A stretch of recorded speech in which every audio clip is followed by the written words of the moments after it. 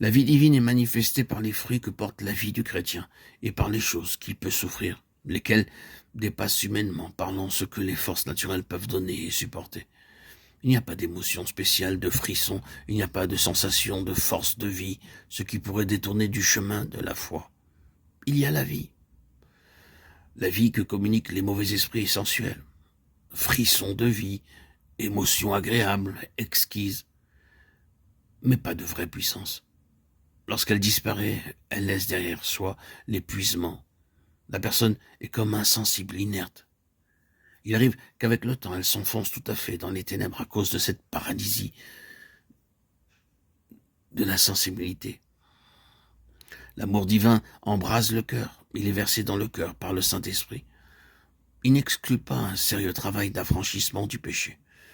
Il n'exclut pas la haine du péché et de Satan, non plus que de tout ce qui est contraire à la justice. Quant à la contrefaçon de l'amour divin, amène le croyant à tolérer le péché. Elle émousse le sentiment du juste et de l'injuste. Elle empêche de haïr d'une parfaite haine ce que Dieu est, car la faculté qui aime est aussi celle qui est.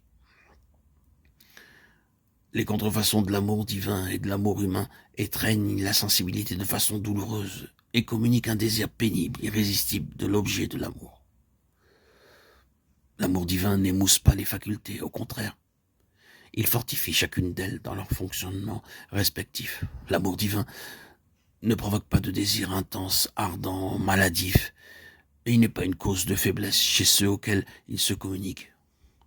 Le feu divin exerce sa vertu purificatrice par la souffrance, Matthieu 3, 11, 12, ou bien il se manifeste comme zèle, un zèle dévorant dans l'esprit, qui amène la créature à vouloir avec ardeur, avec intensité ce que Dieu veut, sans que rien puisse détruire cette volonté. Ni les épreuves, ni l'opposition, ni les contrariétés. Le feu de Dieu embrase l'esprit. C'est un feu spirituel qui ne laisse pas de traces sur le corps.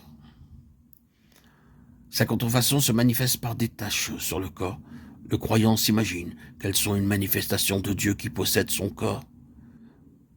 Les conséquences sont l'insensibilité et la faiblesse, sans cause naturelle. Parfois, cette manifestation se continue et elles entraînent la victime séduite toujours plus profondément dans l'erreur. Il nous faut toujours nous rappeler que la vie que communiquent les mauvais esprits est sensuelle. Ce ne sont pas de vraies puissances. Lorsque ces sensations disparaissent, elles laissent derrière soit l'épuisement, la fatigue, le vide. La personne est comme insensible, inerte.